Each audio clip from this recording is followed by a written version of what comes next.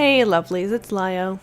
Easter time is nearly upon us, so here is my requisite Easter mani. Yay. Okay, I know I don't sound super excited. Easter is one of my favorite holidays in general, but wall-to-wall pastel nail art? Ugh, wake me up when the holidays come back. I'll even settle for flat glitter right about now. However, baby animals are something the entire internet agrees are, as the kids say, worth, and I will always make an exception for chocolate, so celebrate Easter we will. And what's the best way to deal with a holiday you're not totally on board with? Besides chocolate? Nail art! Let's get to it.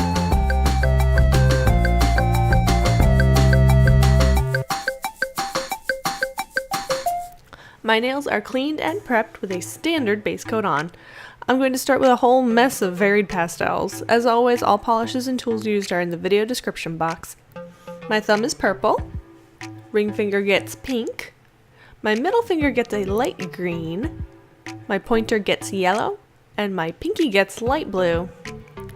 Yeah, that's not blue. Just a quick tip here, if you have a pastel that's not quite as pastel-y as you'd like it to be, do a base coat in white, then put your color over it. This light blue is almost a jelly, but it's a pretty shimmery jelly that's otherwise perfect for this. I find yellows in specific tend to have a similar issue, but pastels in general are really tough to get true color without a white base, unless you apply a billion coats. I cleaned up with a small brush and acetone to make sure my lines are crisp, then slapped on a quick dry top coat before I moved on to a buttload of freehanding stuff, just to make sure the colors don't smear while I mess with it. So, if you've been around the channel or on my Instagram, and you really should subscribe and follow, you know I'm all about the various cuticle highlighting looks circulating right now. This mani continues the trend.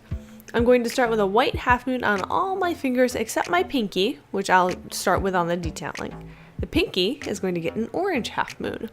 I'll mix the orange color with a little bit of black on my palette to paint tiny stripes, then draw in some leafy fronds with a couple greens to make a perfect carrot top for my Easter rabbit. I'm going to put that rabbit on my pointer finger. Once I have the white half moon drawn in, all I have to do is add ears, one crooked of course with pink in the middle, and add some beady little eyes with a small dotting tool. Next, I'll have a little chick hatching out of its egg.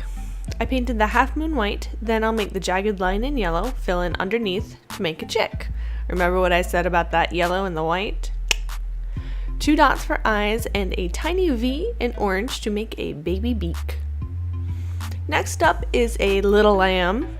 I'm attaching the black for the ears directly to the circle to make my life easier. I'm going to fill in most of the underpart with a darker pink. I'll let that dry, then come back with a large dotting tool and white stamping polish to put dots around the outside of the half moon and make my little lamb nice and woolly. I'll start the face with a little black V-shaped nose and then use the dotting tool with black to make some eyes. Lastly, to tie it all together, an Easter egg. The egg itself is blue with a pink stripe across the top and purple and yellow dots. This was quite a bit of detail work, so I used a regular top coat and then a matte top coat because matte top coats smear everywhere like a toddler handed their very first Cadbury cream egg. This mani is perfect for a matte top coat because if you're not going to use an eggshell finish on literal eggs, then when? This mani is fast and easy, and the idea has a lot of versatility. You could make the half moon brown, paint in a brown line for a handle, and small pastel ovals for an Easter egg basket.